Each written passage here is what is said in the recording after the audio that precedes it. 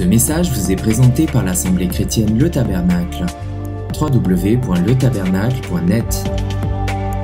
Nous arrivons à la troisième clé. Nous sommes donc dans la chronologie.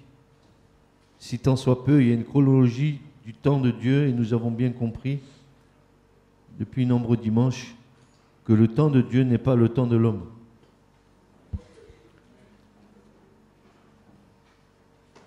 Je voudrais vous parler de la troisième clé, le principe du jubilé dans l'Écriture. C'est un temps de Dieu que Dieu a fixé pour l'homme après le jour de la semaine, après la semaine, voilà qu'apparaît dans le temps de Dieu le jubilé. Mais ce n'est que la conséquence de tout le reste. Nous avons vu qu'un jour pour Dieu c'est comme 1000 ans, nous avons vu toutes ces choses-là déjà depuis un moment. Pour ceux qui n'ont pas entendu ça, allez écouter les prédications sur Internet. Il y a au moins 6 ou 7 prédications déjà sur ce sujet. Parce que si vous n'avez pas entendu les premières prédications, il est difficile après d'enclencher sur le reste. Et le jubilé, c'est quand même un morceau de choix dans le temps de Dieu. Et c'est ce matin, c'est sur cette clé que je voudrais m'entretenir avec vous. J'ai entendu dans ma vie, et vous aussi certainement, plein d'âneries de la part de gens qui se disent être des chrétiens et qui, pour moi, ne le sont pas, en disant l'Ancien Testament, maintenant il y a le Nouveau, c'est pas la peine de l'Ancien. Et ils n'ont pas compris que Dieu est un, mais sa révélation ici est une. S'il y a un Ancien et un Nouveau Testament, c'est parce qu'il y a une révélation au travers des deux et que nous devons absolument comprendre. C'est comme si vous preniez un discours et que vous le preniez à moitié et que vous écoutiez la dernière moitié sans avoir écouté la première moitié. Il va vous manquer des éléments pour bien comprendre ce discours-là. On est bien d'accord avec ça? Alors le jubilé. D'ailleurs, il se trouve dans le livre du Lévitique. Bon, le livre du Lévitique, qu'est-ce que c'est que ce livre? Il est bizarre ce livre. Pourtant, c'est le code sacerdotal, c'est la façon dont les Kohen, les Kohanim, les prêtres, doivent servir Dieu. Parce que tu ne sers pas Dieu comme tu as envie de le servir. Il y a un code sacerdotal. Et malheureusement, dans notre génération, dans nos générations de la Nouvelle Alliance, on a perdu de vue la façon dont on doit vraiment, réellement servir Dieu. Le code sacerdotal, c'est un code de sainteté. Ceux qui servent Dieu doivent être saints comme Dieu lui-même est saint. Donc ça nécessite de savoir tous les conseils que Dieu a donnés aux Lévites pour le servir. Et puisque nous sommes des Lévites, nous aussi, nous devons aussi servir Dieu avec un certain respect de ces codes-là. Donc le livre de Lévitique n'est pas un livre obscur, il n'est pas un livre à mettre à part, au contraire, il a une importance qui me paraît capitale pour nous, puisque nous connaissons la manière dont nous devons servir Dieu.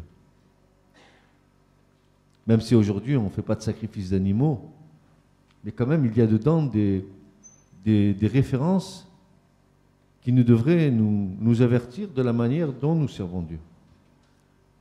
Alors, ce jubilé que nous trouvons dans le chapitre 25 du Lévitique, pourquoi l'appelle-t-on jubilé? Parce qu'il vient d'un terme hébreu, Yovel, qui est un corps d'après la tradition juive, ça serait le corps de bélier, la corne de bélier qui aurait été prise du bélier que Abraham a sacrifié en lieu et place d'Isaac. Et c'est cette corne-là qui aurait été dans le sanctuaire au départ, comme une attestation vivante qu'Isaac est un type de Christ. Si vous regardez la Genèse 22, vous verrez bien que toute la scène de Genèse 22, c'est un petit peu la scène de Christ allant à la croix. Donc cette corne, ce jubilé, qui en fait porte le nom de Yovel, qui est une corne de bélier, il a une valeur numérique de 48.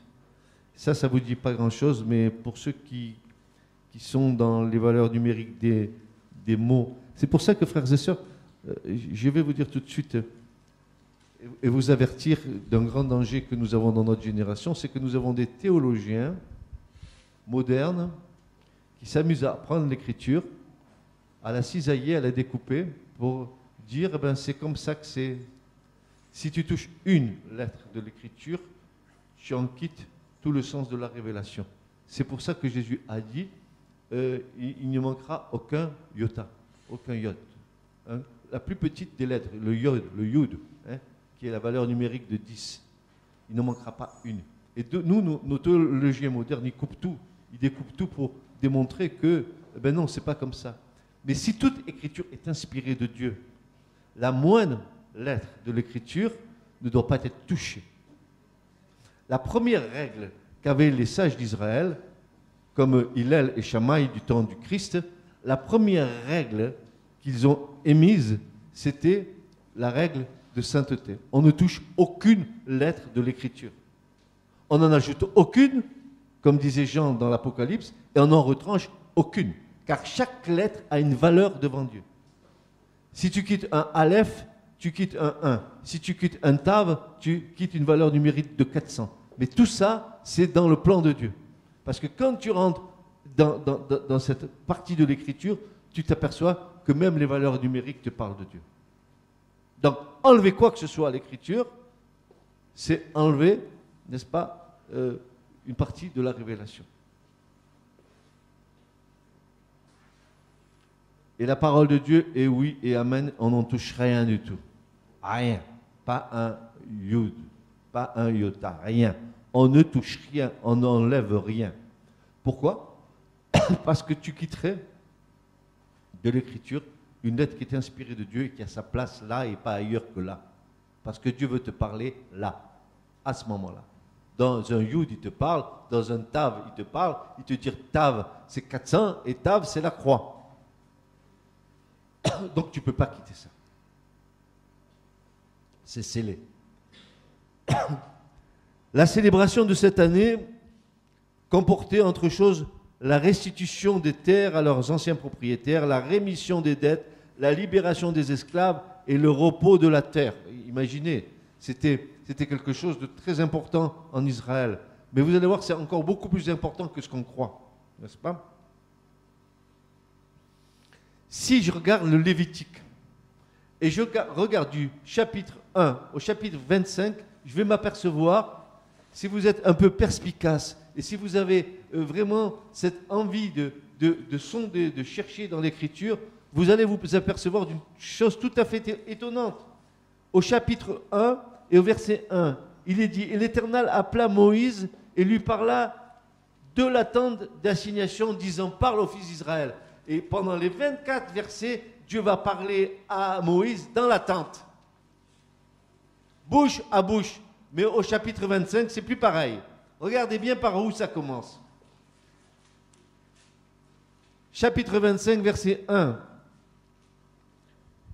Et l'Éternel parla à Moïse, sur la montagne du Sinaï. Ah, c'est plus dans la tente d'assignation. Voilà une référence que Dieu fait quand il a donné la loi à Moïse sur la montagne. Ça veut dire que le jubilé d'une importance capitale ici, le jubilé, pour nous, aujourd'hui, va nous parler du millénium.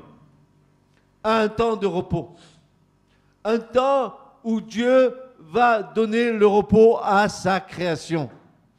Un temps où pendant 6000 ans, l'homme a fait la pagaille dans la création de Dieu, mais Dieu va donner un repos de sabbat à la terre.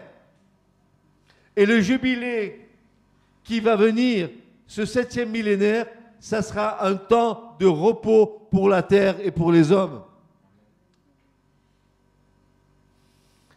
C'est très, très étonnant qu'au chapitre 25, Dieu ne parle plus à Moïse dans la tente, mais qu'il lui rappelle ce qu'il lui a dit sur le mont Sinaï. Ça a une importance capitale aux yeux de Dieu. Parce que vous savez très bien que le millénium sera la venue du Christ. Le Messie vient.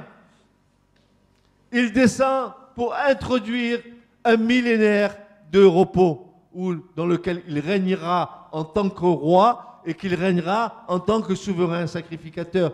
C'est la première fois dans l'Écriture où on voit une personne avoir dans son service et la fonction de roi et la fonction de sacrificateur, car dans l'Ancienne Alliance, un souverain sacrificateur ne pouvait pas être roi et un roi ne pouvait pas être souverain sacrificateur. Il y en a qui se sont amusés à faire la chose, ils ont été touchés par la lèpre. Un roi a voulu être sacrificateur. Dieu a fait tomber la lèpre dessus. Et jamais les deux fonctions ne sont réunies dans une même personne. Mais en Christ, et vous trouverez ça dans Zacharie, en Christ, vous verrez que Christ va réunir dans sa personne les deux fonctions, et de roi, parce qu'il va régner sur la terre, et de souverain sacrificateur, parce que c'est lui qui dirigera, n'est-ce pas, toute la liturgie dans le temple de Dieu qui sera à Jérusalem. C'est beau, n'est-ce pas? C'est beau, n'est-ce pas? Christ régnant comme roi, et nous allons goûter au gouvernement de Dieu sur la terre, auquel nous participons déjà en ce moment par la foi, puisque Paul nous dit que nous régnons déjà maintenant avec lui, au travers de l'Église, mais que pendant le millénium, nous régnerons aussi avec lui, nous gouvernerons avec lui, puisque l'Écriture nous dit qu'une de nos récompenses, parmi nos récompenses, que nous aurons à régner sur 5 villes, sur 10 villes. Est-ce que ce ne serait pas par hasard que pendant le millénium, Christ va nous déléguer, n'est-ce pas, le règne avec lequel nous travaillerons avec lui? Nous ne sommes pas ces Lévites. Mais nous aurons reçu l'intelligence du royaume, n'est-ce pas? On ne va pas régner comme les hommes règnent. On régnera comme le Seigneur le voudra, n'est-ce pas? Comme les choses du royaume où tout est parfait en eux. Oui, il est dit, sur le mont Sinaï, le Seigneur adresse la parole à Moïse. Il veut attirer notre attention. Écoutez bien, semble-t-il dire, ce qui suit ne sera pas banal. Oui, le jubilé n'est pas banal. Le jubilé n'est pas banal. Il apparaît au bout de 7 fois 7, 49 ans. Un jubilé, c'est combien? 49 ans. Et pourtant, l'Écriture nous dit aussi que ça peut être 50 ans. Nous allons voir pourquoi il y a cette différence entre les deux. Et pourquoi, en fait, il n'y a pas 50 ans? Ah non, il n'y a pas 49 non plus. Mais on va voir pourquoi la chose est comme ça. Et donc, il nous est dit que Dieu veut nous attirer notre attention. Il veut nous dire, ce que j'ai à vous dire n'est pas banal, c'est pour ça que la référence est faite au mont Sinaï. Parce que c'est au mont Sinaï que la loi a été donnée. Et c'est que le doigt de Dieu a gravé sur les tables, n'est-ce pas, les 10 commandements. Alors, au passage, j'aime autant vous dire que ne dites jamais que la loi a été abolie. Laissez tomber cette ânerie de côté. La loi est toujours une réalité. Est-ce que Dieu aurait renié ces 10 paroles?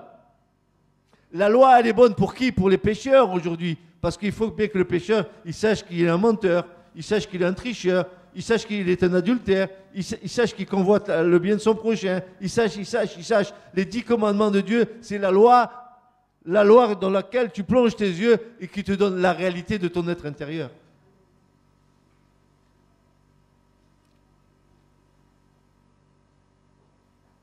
Et Jésus l'a dit.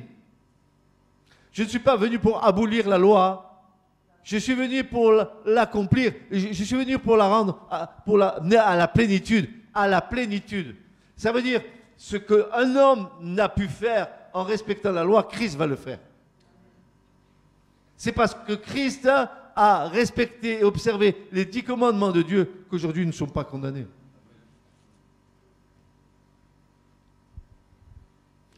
Et la tradition, elle, ne s'y est pas trompée quant à la valeur du jubilé. Elle a même, dans sa liturgie juive, elle a une paracha.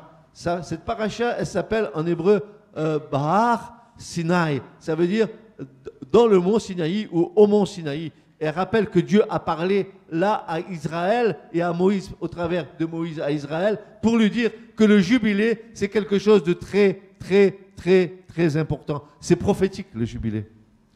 Parce qu'il y a à un moment donné quelqu'un qui va venir nous dire que l'Esprit de l'Éternel est sur lui. Il est venu pour quoi faire? Pour délivrer les captifs, libérer les prisonniers. Et pour publier une année de grâce de la part de Dieu.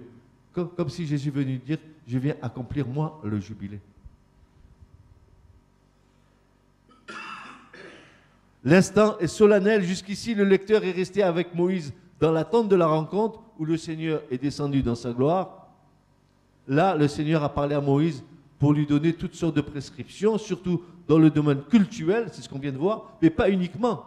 De toutes les prescriptions du Lévitique, cependant, aucune n'est introduite par la mention du mont Sinaï, hormis l'institution du jubilé. Seul le jubilé va être introduit par Dieu en disant « C'est moi qui t'ai parlé sur le mont Sinaï pour te dire que ça, c'est important. Tout le reste que je viens de te dire, je te parle bouche à bouche dans la tente, mais je te rappelle ce que je te dis sur le mont Sinaï. » Pourquoi Dieu dit ça?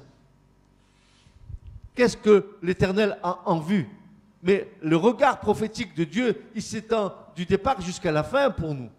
Il s'étend du premier jour de la création au dernier jour de la création, jusqu'au 6e jour, y compris le 7e, où Dieu va aussi être avec nous pour ce 7e jour. Et la finalité de ce 7e jour, c'est que Dieu va faire quelque chose, n'est-ce pas? Il va créer une nouvelle terre et des nouveaux cieux.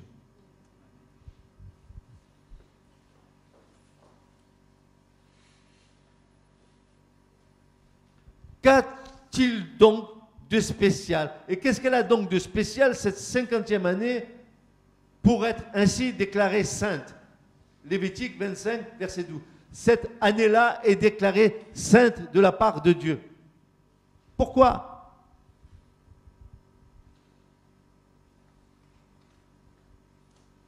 Parce que le saint sera au milieu de son peuple.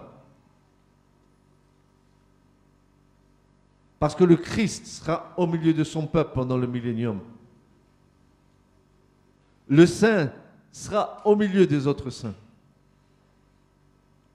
Et le jubilé est déclaré saint parce que le futur jubilé, le millénium, est déclaré saint par Dieu.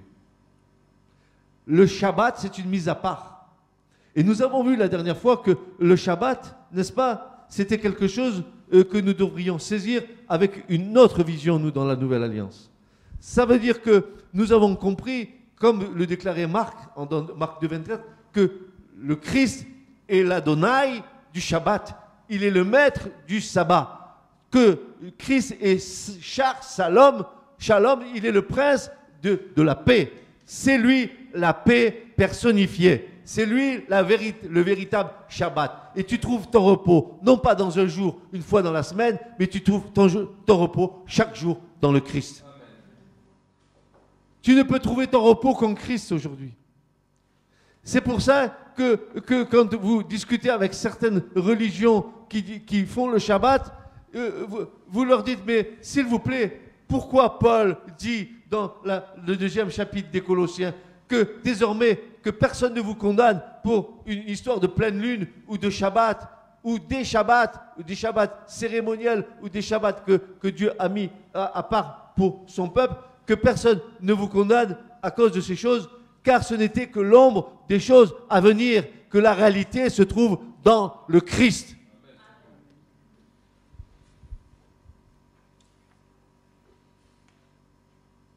C'est lui ta paix. C'est lui ton repos.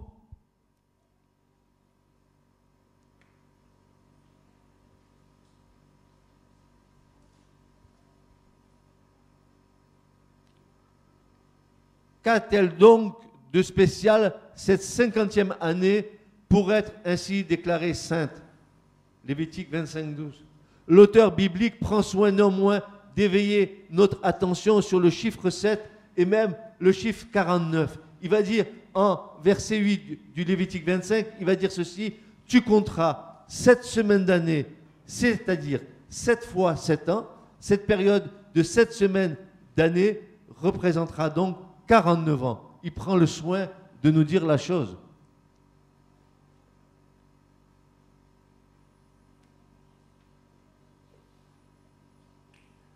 Une telle redondance n'est pas due au hasard. Cette 50e année est aussi une 7e année, une année sabbatique. Et là, c'est où nous commençons à ne pas comprendre. Ça devient difficile pour nous parce qu'on nous dit qu'un jubilé, c'est 50 ans. Mais, frères et sœurs, ce jubilé de 50 ans, c'est le temps de Dieu. 49 ans, c'est pour le temps de l'homme. Nous l'avons vu. Un jour, 1000 ans. 6 jours, 6000 ans. 7e jour, sabbat, 7e millénaire. Nous avons vu aussi que l'Écriture nous montre, et par le verset que nous venons de lire, qu'il y a 7 années de 7 ans qui représentent 49 ans, qui est un jubilé. Ça veut dire que tous les 49 ans, il y a un jubilé en Israël. Et pendant ce jubilé-là, la terre se repose. On restitue les biens, on remet les dettes. Et vous allez voir que ce n'est pas à hasard que Dieu a fait cette chronologie-là. C'est que ça va tomber sur des temps de grandes responsabilités vis-à-vis d'Israël. Parce que ce temps du jubilé va amener Israël à faire un examen de conscience. Il va tomber en plein dans le temps du Kippour, du Yom Kippour, du grand pardon. Et nous allons voir pourquoi, frères et sœurs.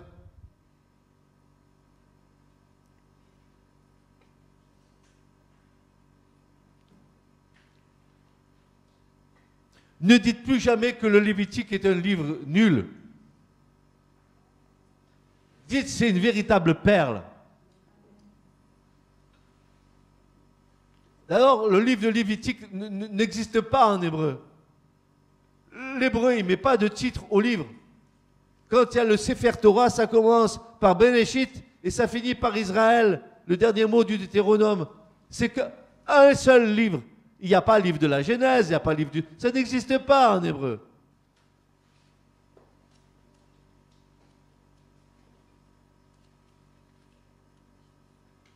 C'est pour ça que tu n'ajoutes et tu ne retranches rien dans l'écriture.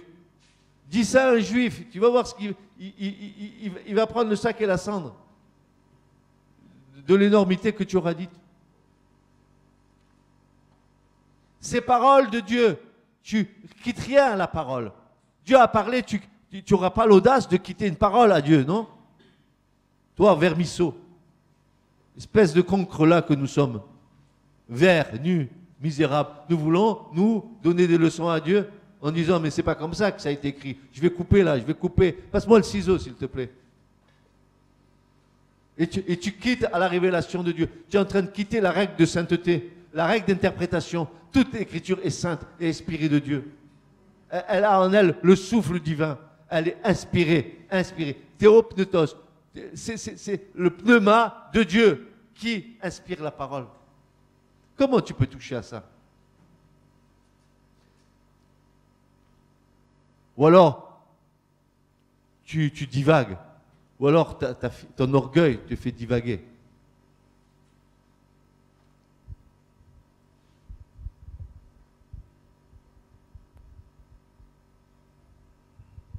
Ensuite, Dieu avait demandé à Israël de marquer chaque 7 x 7, 49 années d'une façon spéciale. Tu compteras 7 sabbats d'année, 7 fois 7 années, et les jours de ces 7 sabbats d'année feront 49 ans. C'est très précis, hein? 7 x 7, 49 ans. Dieu mesure donc aussi le temps en cycle de 49 ans. Cette période de 49 ans est appelée un cycle de jubilé.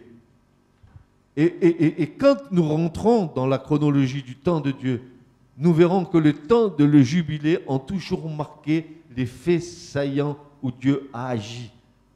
La croix, c'est un jubilé. Le millénium, c'est un jubilé. Abraham, c'est un jubilé. Regardez dans toute l'écriture et vous allez tomber chaque fois sur des jubilés de Dieu. Comme si Dieu réglait ça dans son temps pour nous dire, mais ce que je suis en train de faire, c'est quelque chose que je vais amener à la perfection à la fin. Regardez, voyez. Et quand tu dis 7 fois 7, 49 ans, mais tu peux faire 10 jubilés qui te feront 490 ans dans le temps humain, mais qui feront 500 ans pour Dieu. Parce que vous allez voir qu'il y a une espèce de contradiction. On dit un jubilé à 49 ans, mais en fait, il a 50 ans. Ah bon, c'est 50 ou 49 ans? Non, c'est même pas 50 et c'est même pas 49. On va tenter d'expliquer ça. Pourquoi Dieu fait comme ça? C'est la clé, frères et sœurs. C'est la clé de tout le reste. Le précédent, c'était que pour l'explication de dire que Dieu a le temps dans sa main, que Dieu, un jour pour lui, c'est comme 1000 ans. Et 1000 ans comme un jour. Tu touches à l'éternité. Tu touches à l'éternité. Et vous comprenez pourquoi aucun patriarche n'a eu 1000 ans. Aucun. Ils se sont tous arrêtés à 900 et des poussières, 950, mais pas 1000. Parce que le 1000, c'est le millénium, c'est pour Dieu. C'est le jubilé. C'est le temps de repos de la terre pendant 1000 ans. Et si vous regardez 1000 ans, ça fait combien de jubilés pour Dieu? Allez, les mathématiciens. Un jubilé, c'est 49 ans. 10 jubilés, c'est 490 ans. Ou 500 ans pour Dieu, ça fait donc 20 jubilés. Eh bien, c'est partout pareil dans l'Écriture. Hein. Ça, c'est qu'un exemple. Vous regardez dans l'Écriture et avec ça, vous allez peut-être approcher peut-être de près le retour du Seigneur. Peut-être de près le retour du Seigneur.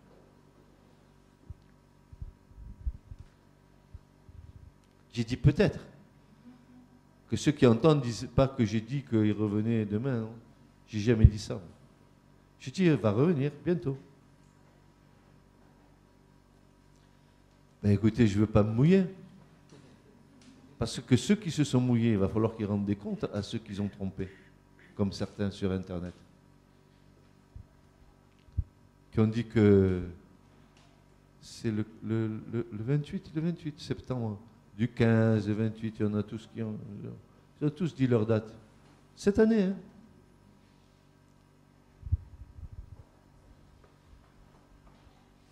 Dieu mesure donc aussi le temps en cycle de 49 ans. Cette période de 49 ans est appelée un cycle de jubilé. Puisque c'est un cycle de 49 ans, cela reste en phase avec le cycle de Shabbat après 7 ans, comme le requiert le verset 2. Une fois qu'un cycle se termine, le prochain recommence. C'est pour cette raison que le cycle du jubilé ne peut pas être de 50 ans. Il est de 49. Mais pourquoi on dit que 50 alors? Et voilà, la réponse, elle est là. Lévitique 25, verset 9 à 11. Le 10e jour du 7e mois. Quel est ce mois?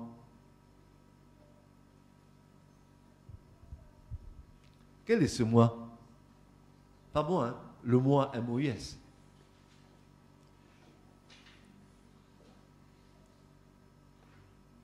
Alors, ceux qui transportaient votre Bible sous le mois, du matin au soir, quel est ce mois? Ce mois, c'est le mois de Tishri. C'est le premier mois où Dieu créa la terre.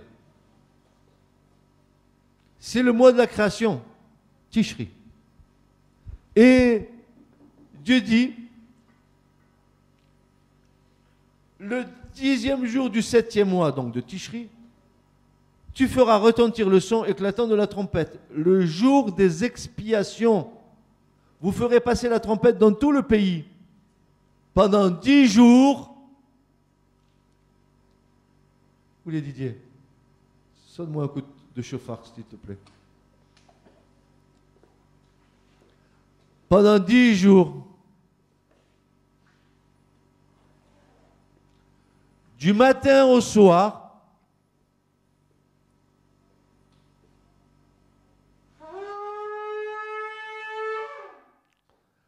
Voici ce que l'Israélite entendait dans le pays d'Israël.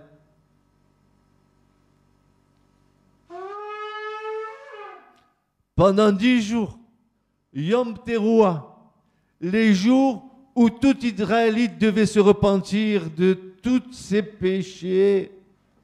10 jours où le chauffard, la corne de bélier sonnait dans tout Israël pour appeler le peuple d'Israël à la repentance, à faire teshuva, faire demi-tour, reviens à l'Éternel, confesse tes péchés, reviens. C'est le temps, parce que Dieu, il va falloir que Dieu agrée le sacrifice dans le lieu très saint. Il faudra qu'il agrée. S'il n'agrée pas, adios Israël. C'est ce qu'on appelle le kippour, du mot verbe kafar, ou qui veut dire Dieu est propice. Pourquoi Dieu était propice? Parce que sur l'arche d'alliance, le couvercle de l'arche qui était en or recevait le sang du sacrifice dessus. Et parce que Dieu, en voyant le sang du sacrifice sur le propitiatoire, il nous faisait grâce de la loi, au fond, qui nous condamnait parce qu'il y avait l'étape de la loi. Le sang nous gardait de la condamnation. Dieu voyait la loi au travers du sang de son Fils. Hop. Il n'y a plus de condamnation pour ceux qui sont en le Christ. Si du moins nous avons confessé, nous avons laissé notre vie de péché derrière nous, n'est-ce pas? Si nous la trémalons encore, nous avons intérêt à la déposer pour pas que ça devienne un fardeau. Et ça nous empêche d'avoir une vraie communion avec Dieu. Parce qu'il y en a qui sont venus à Christ, n'est-ce pas, en posant leurs fesses sur une chaise dans une église, ils pensent qu'ils sont convertis. Oui, ils sont convertis à la chaise, mais pas à Christ. Ils pensent que c'est suffisant parce qu'ils viennent dans une église, que l'église va les sauver. Tu te trompes, c'est Christ qui te sauve. C'est pas ton pasteur, c'est pas ton prêtre, c'est pas ton truc, c'est pas ton nabab, c'est pas ton gourou, c'est Christ qui sauve. Ne crois pas que c'est parce que tu viens dans cette église que tu vas être sauvé. Hein. Moi, je ne te sauve pas. Hein. Sauve-toi tout seul. Va à Christ. Laisse le Christ. Laisse l'Esprit de Dieu t'attirer à Christ.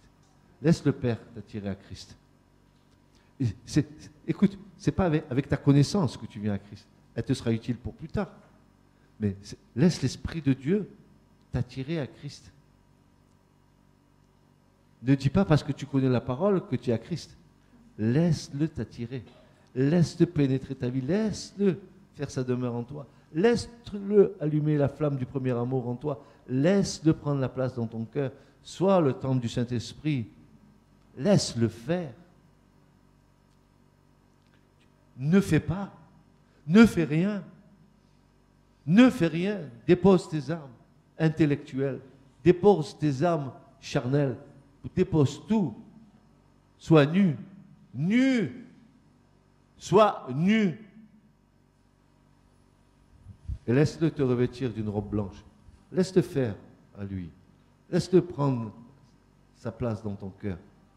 Laisse-le faire. Donc, pendant 10 jours, il nous casse la tête avec la corde de bélier. Non, ils tremblaient tous. Et je ne vous dis pas pendant 10 jours, le souverain sacrificateur.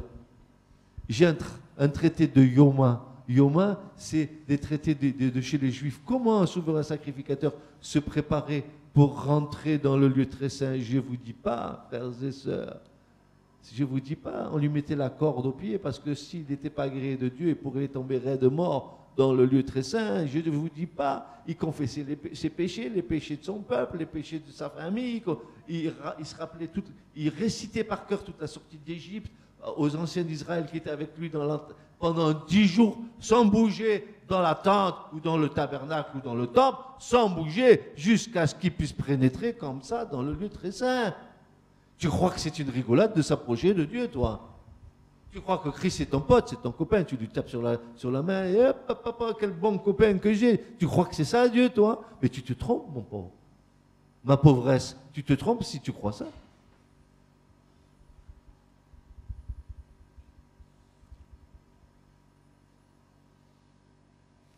Il savait quand il entrait, mais il ne savait pas s'il allait sortir. C'est pour ça qu'il avait une robe avec des petites clochettes au bout. Et quand il allait dans le lieu très saint, on entend, tout le peuple était dehors, ils écoutaient les clochettes pour voir si Dieu allait être favorable au sacrifice. Donc les clochettes sonnaient, ils étaient rassurés. C'était que Dieu n'avait pas mis son veto dessus. Imagine, tout le monde suspendu dehors à entendre les clochettes du souverain sacrificateur portant. Lui-même, il était entouré d'un encens. Il se cachait derrière pour pas. Parce que tu ne peux pas voir Dieu ne pas mourir.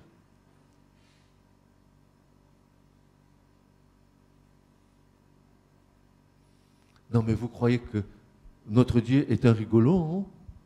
Non, mais vous croyez qu'on adore un Dieu fait à notre image? Non, mais je crois que nous nous trompons tous si nous croyons ça. Il est terrible de tomber entre les mains du Dieu vivant. Notre Dieu est un feu dévorant. Qui pourra supporter sa venue? Qu'est-ce que tu as fait du Christ? Tu l'as fait à ton image? Un ami, un copain?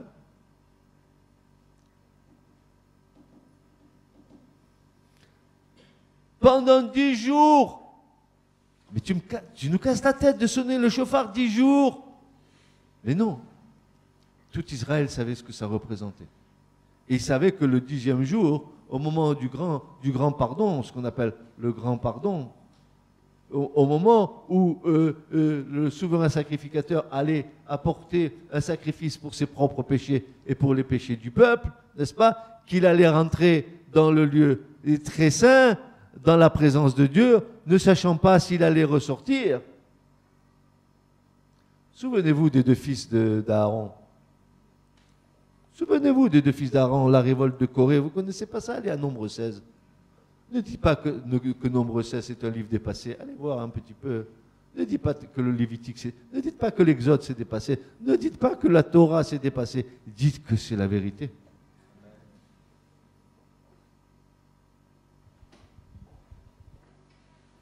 Vous ferez passer la trompette dans tout votre pays. Bon, tout le pays. Punaise, on devrait passer la trompette dans toute la France, toute la Guadeloupe, dans tous les pays sur la surface de la terre, en disant, mais repentez-vous, les amis. Repentez-vous. Et vous sanctifierez la 50e année et vous publierez la liberté dans le pays pour tous les habitants. Ce sera pour vous un jubilé. Et chacun de vous retournera dans sa propriété et chacun de vous retournerez dans sa famille. Mais c'est ce qui va se passer pendant le millénium. Oh, frères et sœurs, que ça va être bien. Que ça va être beau. J'ose même pas imaginer ce qui va se passer tellement que ça va être fantastique, fabuleux. La 50e année sera pour vous un jubilé. Vous ne sèmerez point, vous ne moissonnerez point. Mais tout ce que la terre dit, mais Dieu a pourvu à tout. Pendant le millénium, Dieu a pourvu à tout. Tout.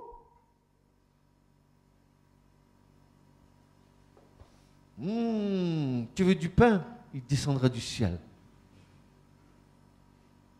Tu veux des cailles? Tu veux un McDo? Non. Ça ne descendra pas du ciel. Ce n'est pas bon pour la santé. Mais Dieu nous donnera les mets les plus excellents. D'ailleurs, mes frères et sœurs, je vous avertis, il y a un restaurant, je ne sais pas combien il y a d'étoiles dans le ciel, mais quand je vois des viandes moelleuses, des vins épurés, quand je vois, où il est Hugo? Hugo, ouais, ton vin là-bas, ta piquette de là-bas, d'en haut, ça ne sera pas le vin d'en haut, du bon vieux vin. Regarde Ésaïe, chapitre 25, tu verras des choses moelleuses. Qu'est-ce que tu me fais à manger à midi, chérie?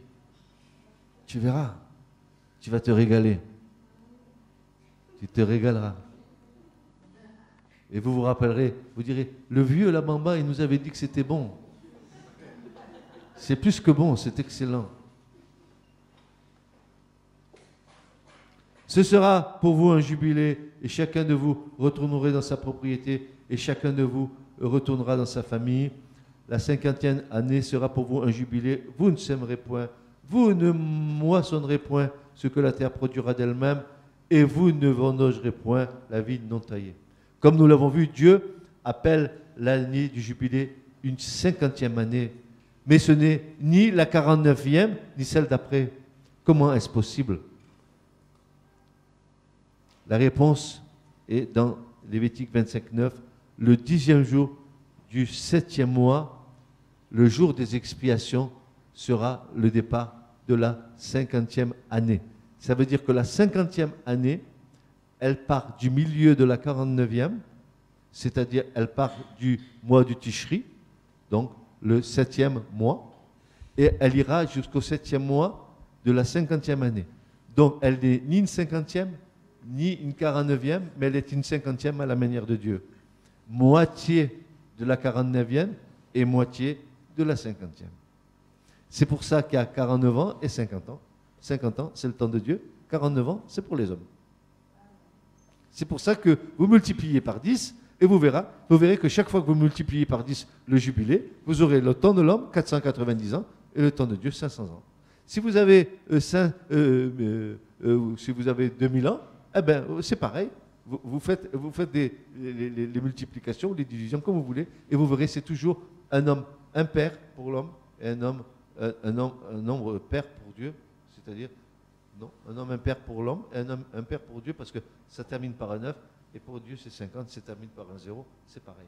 Donc, un an de décalage entre la 49e année du jubilé, telle que Dieu nous la présente dans le Lévitique, mais en réalité, cette 50e année n'est pas une 50e année comme notre calendrier grégorien, mais comme le calendrier juif, puisque le mois de Tishri, pour les juifs, c'est normalement le commencement de l'année Rosh Hashanah, l'année civile. Car l'année religieuse chez les juifs, ce n'est pas le premier mois de Tishri, c'est le premier mois de quoi? Et c'est Pâques, c'est quoi? C'est le mois de Nissan, n'est-ce pas? C'est Pâques, c'est Dieu fait toujours commencer les années dans son peuple par les mois religieux. Chez Israël, normalement, le début de l'année, c'est la Pâque. Alors qu'ils ont fait, pour le mois de Tishri, ils ont fait Rosh Hashanah, la tête de l'année, mais c'est l'année civile, qui n'a rien à voir avec notre année grégorienne qui commence au mois de janvier.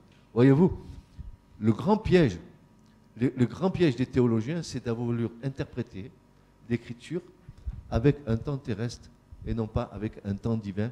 C'est pour ça qu'ils se sont tous fourvoyés dans les dates. Ce n'est pas qu'aujourd'hui nous connaissons plus, mais nous nous approchons plus de la vérité. Parce que le voile se relève. Quand on a compris ce décalage entre l'année pour l'homme telle que nous le concevons et l'année telle que Dieu la conçoit, on s'aperçoit qu'il y a un décalage entre les deux.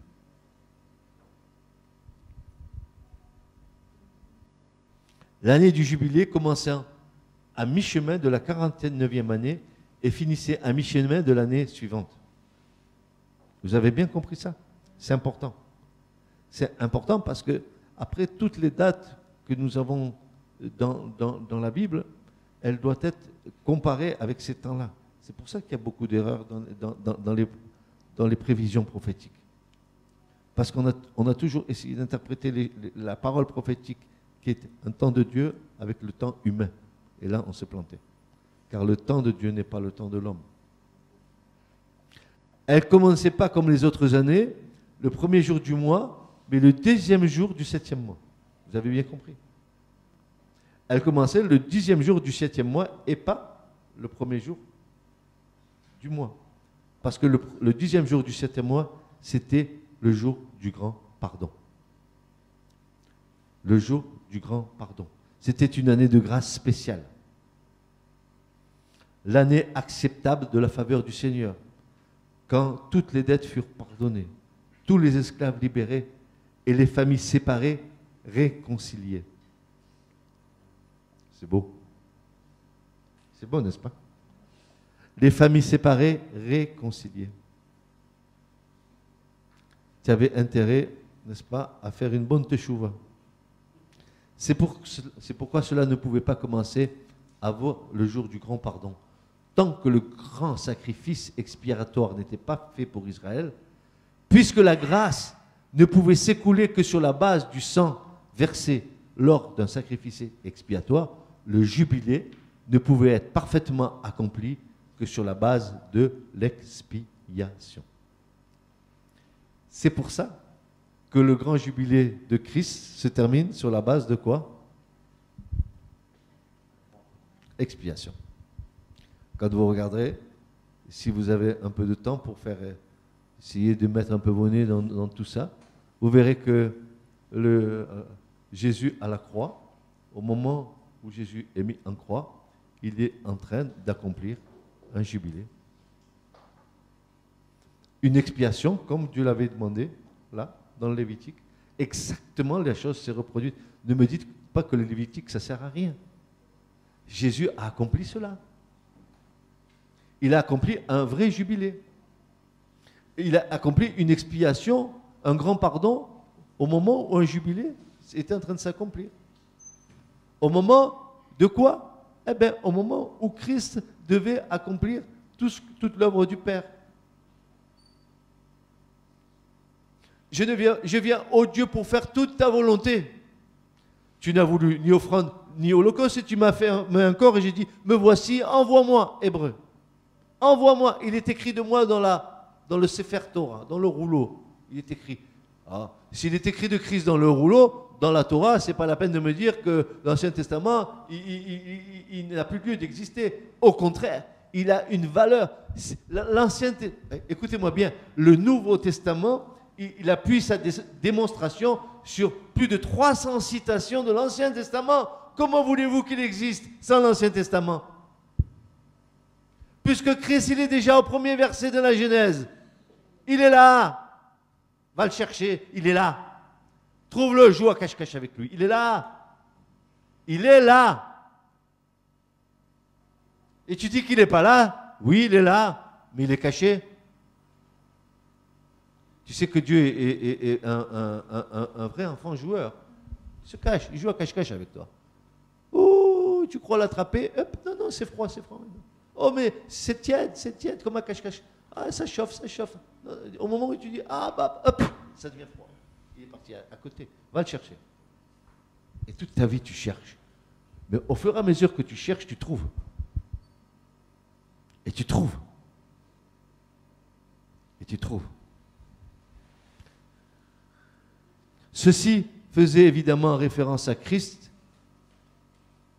et a été accompli en lui qui mourut pour nous une fois pour toutes, pour être notre sacrifice expiatoire, satisfaisant la justice de Dieu, libérant sa main de grâce et de miséricorde envers nous, nous donnons le plein pardon de notre dette du péché, nous libérons des liens de l'esclavage du péché, de la malédiction et du pouvoir des ténèbres, restaurant entièrement notre héritage.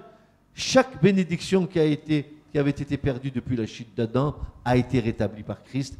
Chaque bénédiction est désormais restaurée par l'œuvre glorieuse du Messie d'Israël restauré. Christ est notre jubilé. Dès lors, en ayant saisi ce principe du jubilé, nous pouvons l'étendre au grand jubilé de l'histoire de l'humanité. Ainsi, pour l'homme, chaque cycle de jubilé est de 49 années. Et pour Dieu, il est de 50 ans. C'est le principe du jubilé. Dans chaque cycle du jubilé, l'homme compte 49 ans, mais Dieu compte 50 ans dans sa chronologie de rédemption. Parce que les 50 années, c'est une chronologie de rédemption.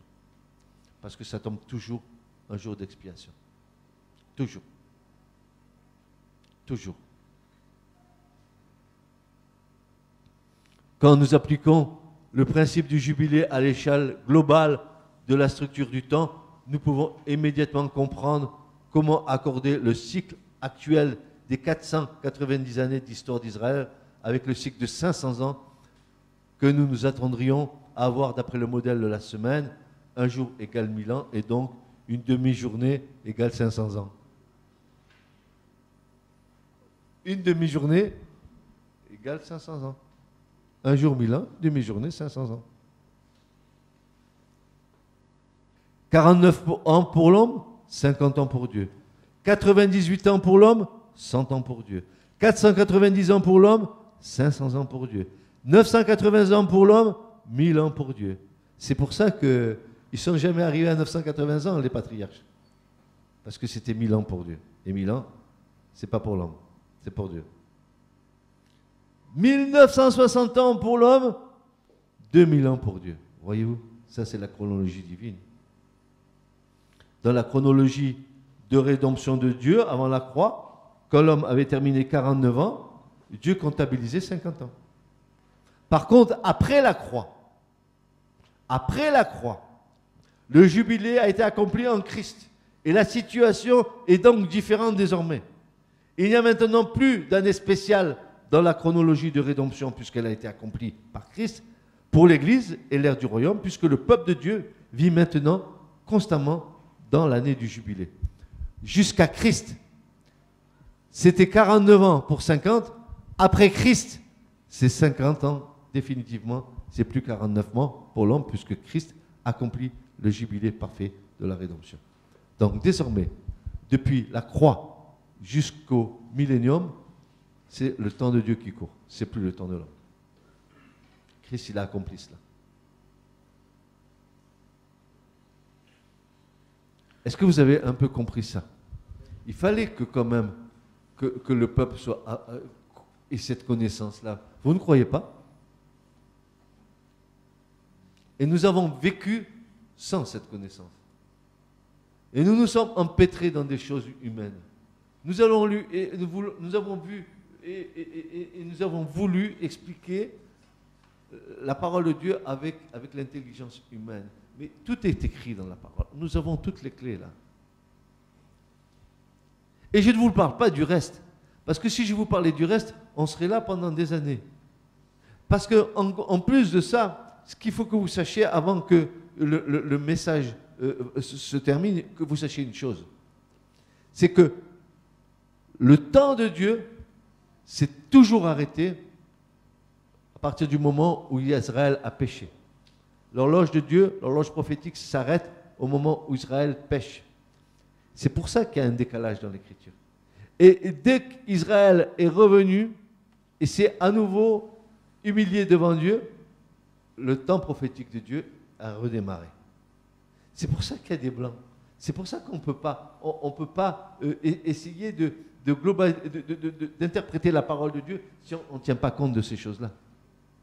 C'est pour ça qu'il y a beaucoup de mouvements religieux qui se sont trompés en disant Christ il va revenir en 1914, Christ il va revenir en 1835, Christ il va revenir en 1974. Tous se sont trompés parce qu'ils n'ont pas pris en compte ces choses-là. Je ne dis pas qu'aujourd'hui nous avons la science infuse, je dis qu'aujourd'hui on peut approcher les choses de Dieu d'une autre manière.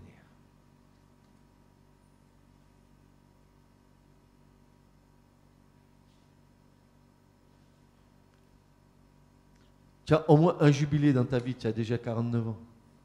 Qui c'est qui a 49 ans ici?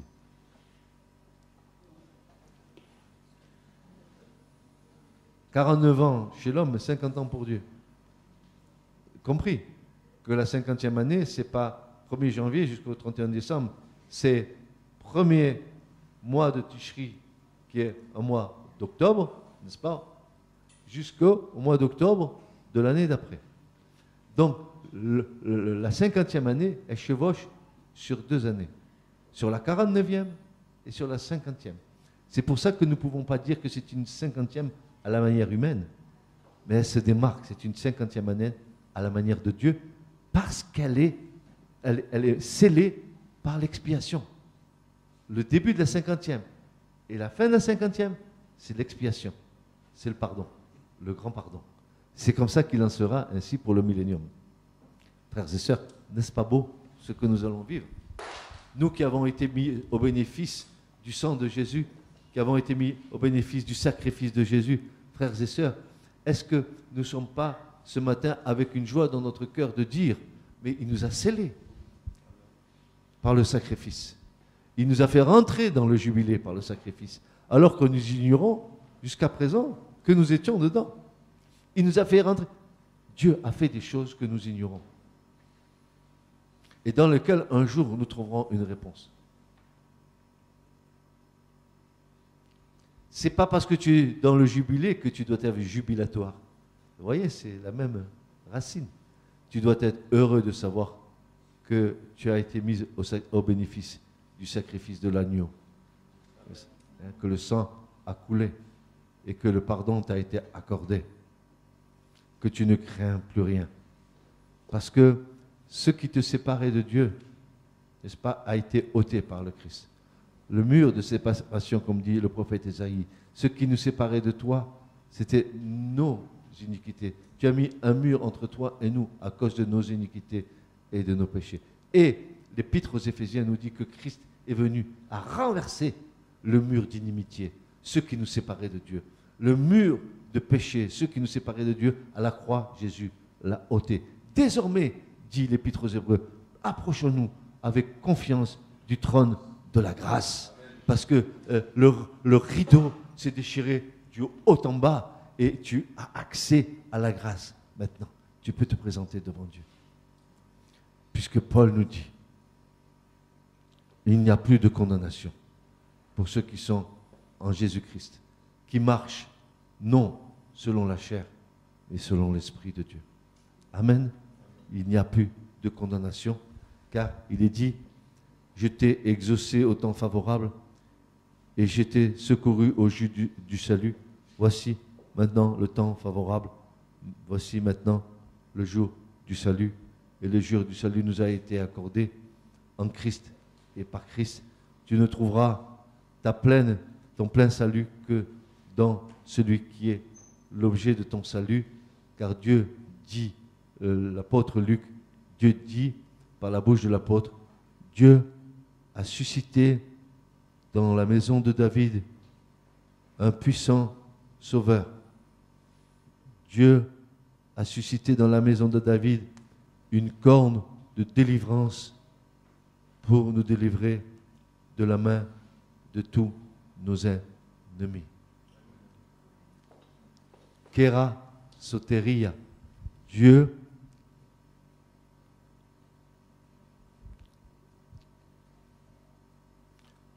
une puissance de délivrance. En Christ, il y a une puissance pour délivrer ta vie. Il est venu pour délivrer les captifs. Et tu crois que tu es captif aujourd'hui de tes péchés, n'est-ce pas? Ce qui te tient captif, c'est ton péché qui ne te laisse pas la liberté de t'exprimer dans ta foi. L'Écriture nous dit que celui ou celle qui confesse, non, que celui ou celle qui cache ses péchés ne prospérera point. Donc, il n'est pas question de prospérité spirituelle si tu veux suivre le Christ avec ton paquet de péchés. Mais celui qui les confesse, les avoue, les sort de lui-même par le moyen de la confession et les délaisse, obtiendra miséricorde de la part de Dieu. Amen. Et c'est ce qui se passait au moment du grand pardon. Une fois qu'ils avaient fait teshuva, qu'ils avaient confessé leurs péchés. Et comment confessaient-ils leurs péchés? Ceux qui sont un peu instruits du tabernacle, ils savent très bien comment ils allaient confesser leurs péchés. Ils venaient avec un animal, un agneau d'un an, ils venaient devant le souverain sacrificateur. D'abord, regardez l'hypocrisie des gens qui vous disent, mais moi quand je suis venu à Dieu, j'ai confessé mes péchés à Dieu. Excuse-moi, mais qu'est-ce que tu vas confesser à Dieu que Dieu ne sache de toi? franchement, c'est lui qui t'a engendré, c'est lui qui t'a formé dans le sein de ta mère. Qu'est-ce qui ne saura pas de tes péchés? Avant même que tu pêches, il sait ce que tu vas faire. Donc, c'est une vraie hypocrisie de dire j'ai confessé mes péchés à Dieu. Mais regardez bien, l'Israélite qui était pécheur, il devait venir au tabernacle avec son animal. Tout le monde voyait que... où il va celui-là? Il rentrait avec l'animal. Oh, mais il a péché celui-là. Ben oui, tu es un pécheur. Bien sûr qu'il a péché. On est né pécheur. Oui ou non? On est dans la mouise du péché. Donc il savait très bien que c'est un pécheur. Mais il vient, donc il va confesser quoi. Il venait avec son petit agneau, le pauvre agneau. 1 an, sans tâche, sans effort, tamim. Il fallait que extérieurement il soit parfait. Pas un œil crevé, pas un membre blessé. C'est pour ça que Jésus, il les a fouettés là-bas au temple. Parce qu'il mettait des animaux qui étaient... qui sortaient de l'hôpital, quoi. Il les mettait là pour les vendre. Et il venait avec son animal, il le présentait au sacrifice. Alors là, c'était bien, parce que c'est beau, l'écriture. C'est un pécheur, il vient avec l'animal. Il vient devant qui? Devant le sacrificateur. Et qu'est-ce qu'il fait devant le sacrificateur? Ah ben, il vient avec l'animal, il pose ses mains sur la tête d'un animal, il confesse son péché, et il le met sur l'animal. Et l'animal, là, c'est un type de Christ. Il a été fait péché pour nous. Ça veut dire ton péché à toi, ta pourriture, il a été déposé sur Christ, sur l'animal. Et qui est témoin de ça? Ben, le sacrificateur, il entend. Alors j'ai fait ça, j'ai fait ci, j'ai fait ça, bon voilà, c'est bon. Mais qui égorge l'animal? Le sacrificateur ou le pécheur? Non. C'est pas le sacrificateur, c'est le pécheur. Il égorge l'animal. Une vie contre une vie. Le sacrificateur, lui, il se contente de ramasser le sang dans une écuelle. Il prend cette écuelle. Qu'est-ce qu'il va faire avec le sang? Il va le jeter par-dessus. Non. Il va aller à l'autel. Et qu'est-ce qu'il va faire sur l'autel? Il va prendre le sang, il va asperger les 4 coins de l'autel, qui sont aux 4 coins de l'autel, qui est lui-même un carré parfait. Donc, prophétiquement, l'autel, c'est un type de croix. C'est un type de la croix où Jésus a été là, cloué à la croix, où le sang a coulé. Et comme les cornes, c'est un symbole de puissance, et que le sang est aspergé sur les 4 cornes, et que l'autel est carré, on voit là comme une rédemption pour tous les hommes en tout lieu, mise au bénéfice du sang de l'agneau. Alors maintenant, regardez. L'Écriture nous dit que sans effusion de sang, no hay pardon. Il n'y a pas de pardon. Donc, pour qu'il y ait pardon, et pour que le sang coule, il faut qu'il y ait confession.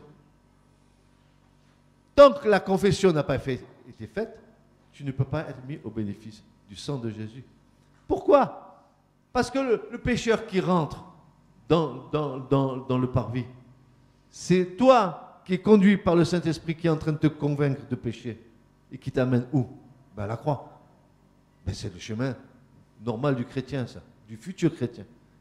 Il faut qu'il soit convaincu de péché et qu'il faut qu'il confesse son péché afin que le sang puisse le purifier de tout péché. Car sans effusion de sang, il ne peut pas avoir d'effusion tant qu'il n'y a pas de confession. Et s'il y a confession, alors là, l'animal peut être égorgé et le sang peut couler. C'est pour ça que pour être mis au bénéfice du sang de Jésus, il faut avoir confessé ses péchés. Pecados. Rata. Péché. Le péché, c'est une gangrène dans notre conscience. Dieu mesure donc le temps en jubilé. La naissance d'Abraham a donc eu lieu le 40e jubilé. Je vous dis, mais tout c'est une horloge. Hein. Prenez une calculatrice, vous allez voir, Dieu ne se trompe pas. Hein. C'est un mathématicien hors pair. Hors pair. Il est mieux que les ingénieurs de Google, tu vois. Et tout ça, c'est rien, ça.